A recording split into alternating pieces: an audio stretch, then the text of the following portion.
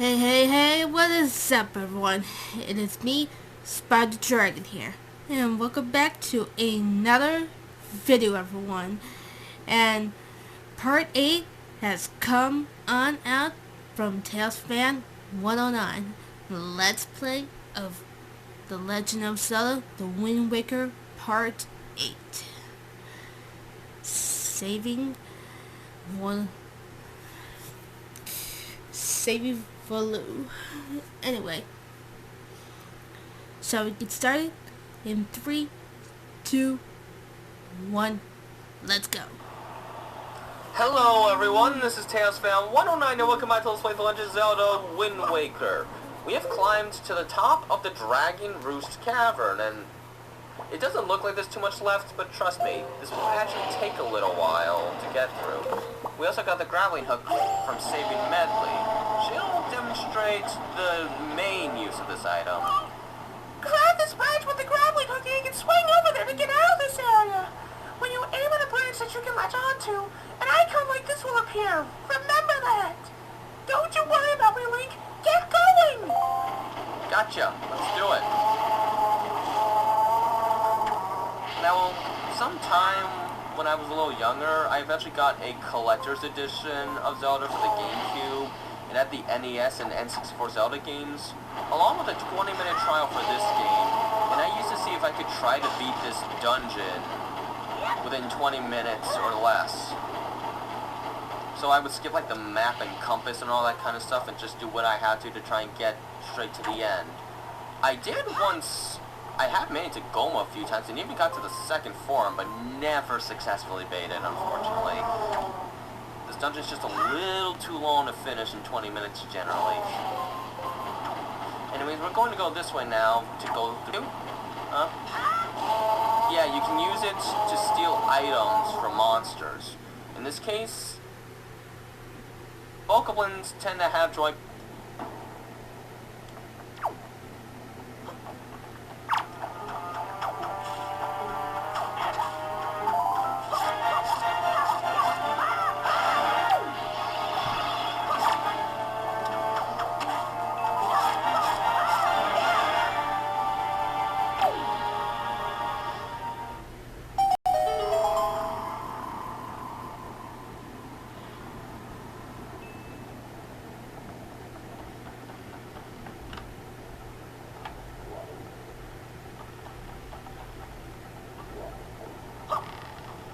Now the question is, how do we get down here?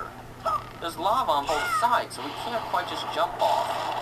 This kind of stunned me as a kid. I love it. And if you're not aware of the mechanic, it's a decent puzzle for this dungeon, honestly. And here we got an Arjoy pendant. We want to get 40 of these, by the way. Next is going to be a puzzle that, oh my gosh, screwed me over so long as a kid. I had no idea what to do here. We have to get this platform to drop, but we don't want it to like start tilting or we'll fall. I'll show you what I used to do when I was 6 years old. I tried doing this. Hit each rope once, and then, like so, and then quickly try to, that's what I used to do when I was 6. It didn't go very well. I kept thinking I just had to get faster at it. It took me a while to really figure what I should do, and I'm going to show you what you're actually supposed to do. Set up a spin attack. And that cuts all the ropes at once. I felt smart when I figured that out at 6 years old. That was a brain teaser for me back in the day, but I liked it. I really liked this dungeon as a kid, and I still love it. It's a very solid first dungeon, honestly. A lot of simple puzzles, but they do come up with a couple of neat things in this dungeon's second half, honestly, and it's an amazing aesthetic. It's very memorable in design for a first dungeon, honestly. Now let's grab this here to unlock the door behind us. Now, there we go. Evade the keys, and here we go. Now we have to learn how to use the grappling hook even more. if you remember when Nico told us about ropes, how we can stop and then change our direction afterwards by holding down R while tilting left or right on the control stick, we could move around. We can do the same thing with the grappling hook. And actually, we can do something else. We can also adjust our elevation on such places, which is very important to make certain jumps. This is a great room for trying to make sure you fully understand this mechanic. It's honestly brilliant.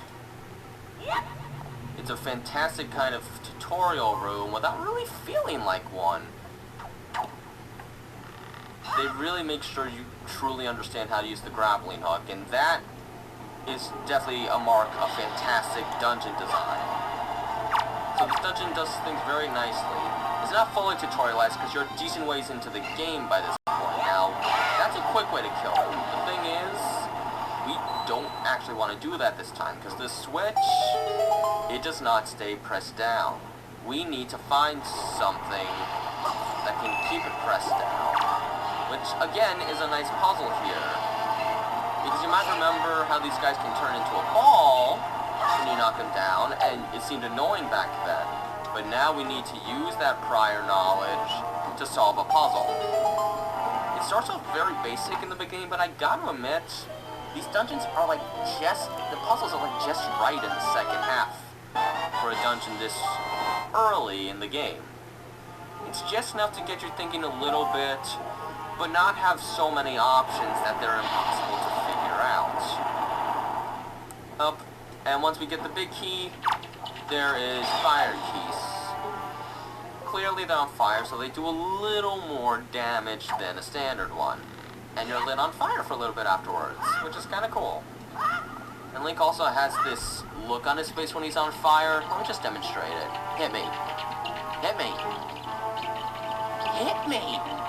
Oh, this is ridiculous. There. Yeah, see? See the look on his face? It's a fun little detail. I like fun little details like that. Okay. Anyways, let's get moving. Technically, all we have to do now is get to the boss. We need to mess around with our grappling hook a little bit. Again, this is a really good room.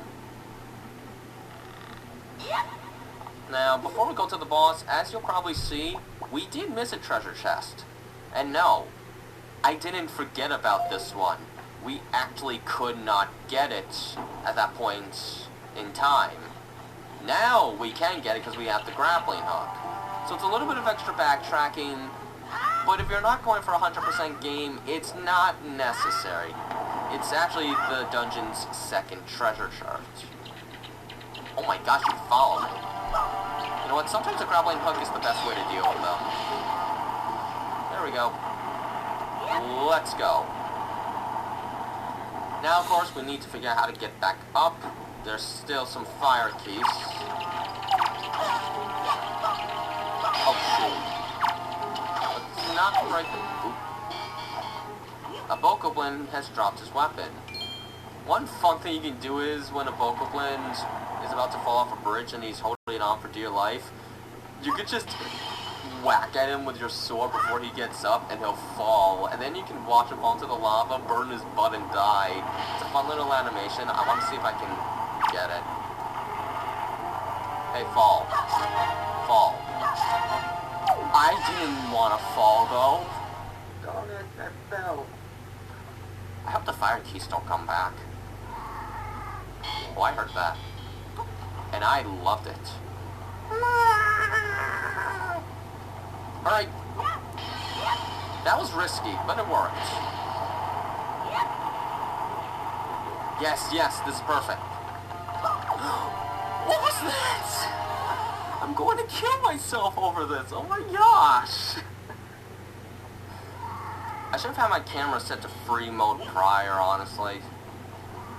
Okay, now I know if I'm quick enough, I can get this done on time. Oof, that is really risky though. Okay, come on. No, he saw me. Shoot. Now he won't fall. I want him to fall. Come on. I need to show this off.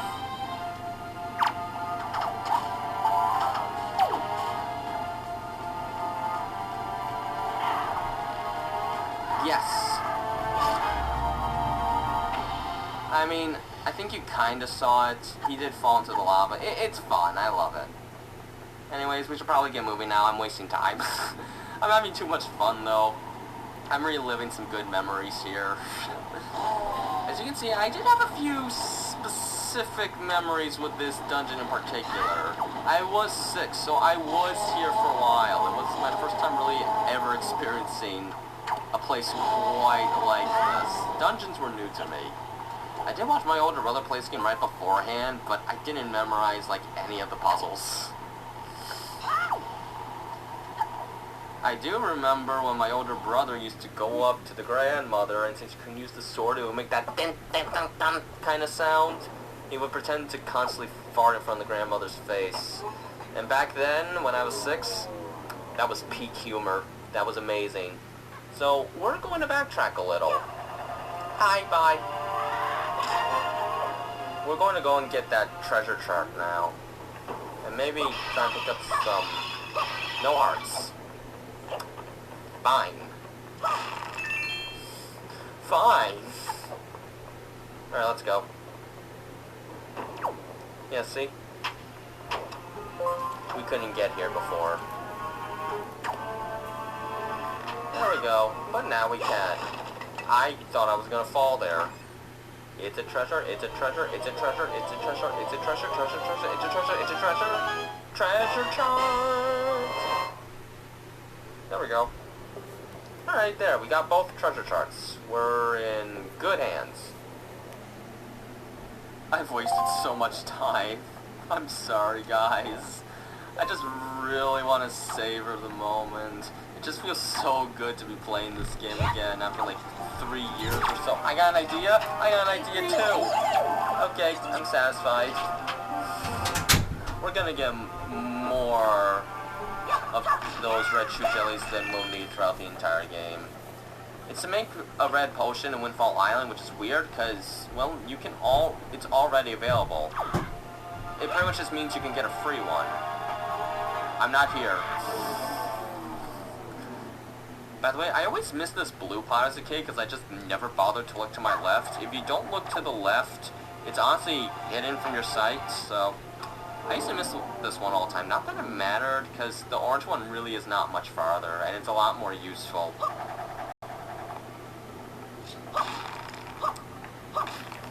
Fine, no hearts. But we do have 2 more chests right over this way, so... let's go. So yeah, we got a couple more standard treasure chests. This one has a yellow rupee, honestly. Even this early in the game, if you have that much money, that's not very exciting.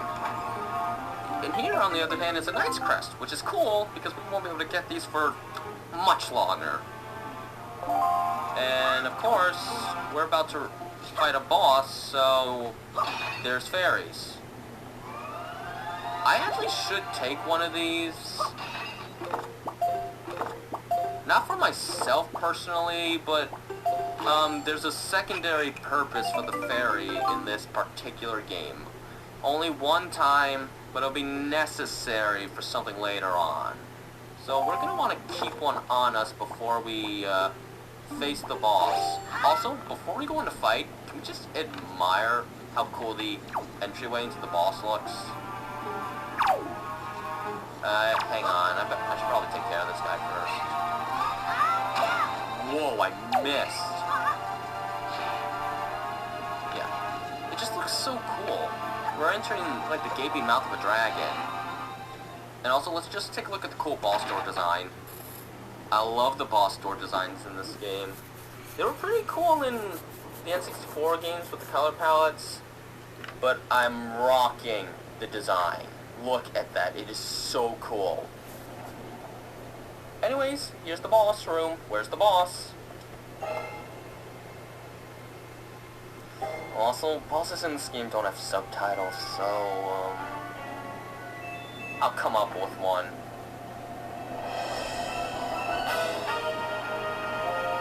Anyways, it's Goma!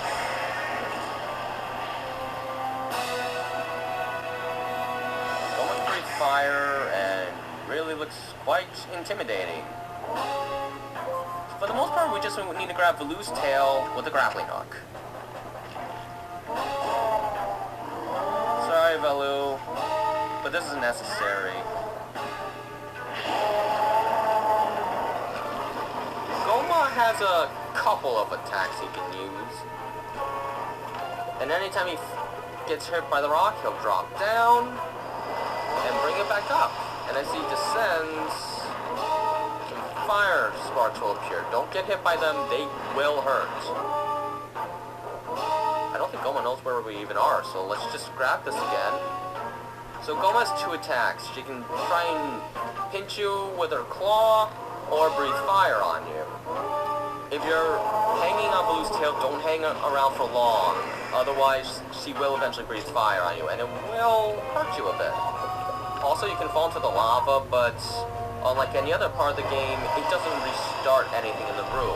You just take a little quick damage. Alright. Ow! So, yeah. Go.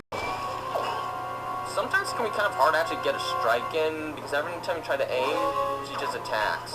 Like that. As a result, I actually tend to think this is one of the tougher bosses. Oh, and this is her preparing to breathe fire, so let's get the heck out of here.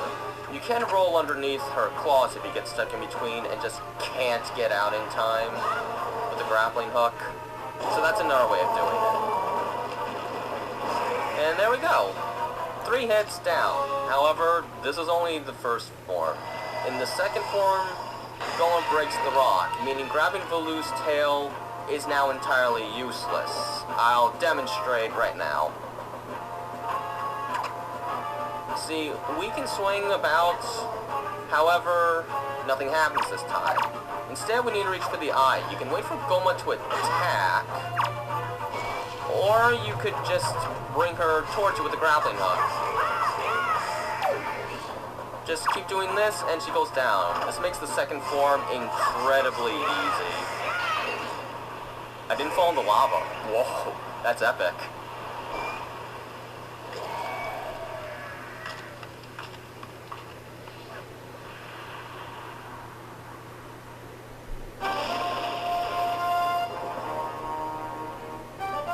Watch Link's victory dance.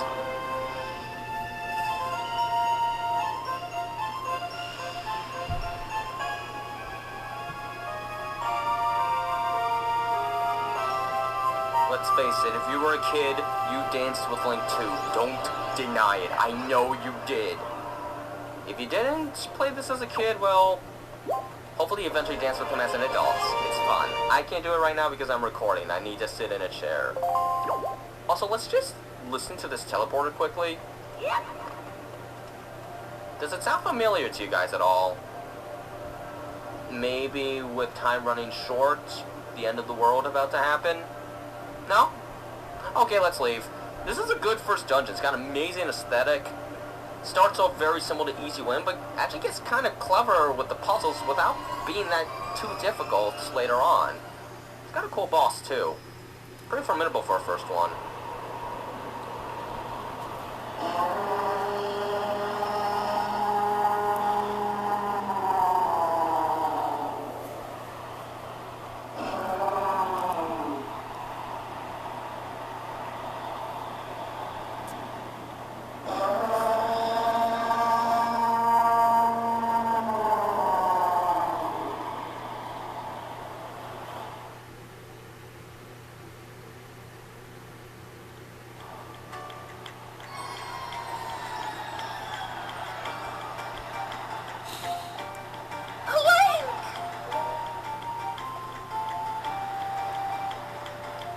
Prince Kamali? Don't you have something you want to say? Oh, I heard everything from Medley. Link, thank you so much. I'm sorry I mistrusted you. I hope I can be like you someday, Link. You will, Kamali! I just know it! Right, Link? So, Link, here. I want you to take this, Link. Giving you the thing I value most will give me the courage I need to stand up to bad things. Din's Pearl. It's 2D now.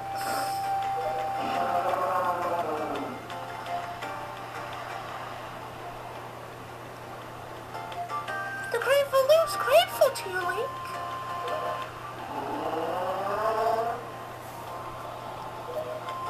Use the wind god's wind? That's what he said, but I don't understand. I wonder what it means. The wind god's wind. I wonder if what he's talking about has anything to do with that wind shrine that's through that tunnel. Oh, I almost forgot. The Grateful Loop also names you, Link, a true hero. I agree with him. As far as we're concerned, Link, you really are a hero. Oh, well, I'm gonna go and visit Valoo. I'll come and see you sometime with the best pair of wings ever. Hey, Prince Kamali! Thanks so much, Link. See you again someday. Prince Kamali, wait!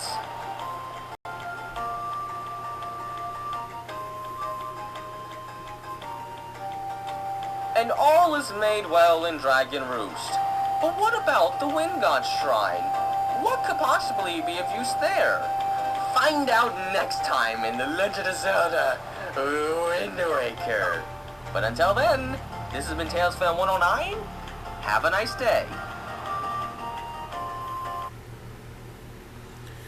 Man, that was a great video, and I cannot wait for part 9. Part 9 is coming out pretty soon. I cannot wait for part 9. Part 9 is coming out soon, and I cannot wait to see part 9. I just cannot wait. So, yeah, for like all videos that I do, after when I got done reacting to someone's, I always make sure that I put the video link and the channel link in the description below, so you guys can go check it out. And yeah, so anyway, that's gonna be it for this video, everyone. So I'll see y'all next time in the next video or live stream. Till then, see you next time, everyone. I'm Spyra the Dragon, signing off. See you next time, everyone. I'll see y'all soon in the next video or live stream. Till then, see you next time, everyone. I'll see y'all soon in the next one.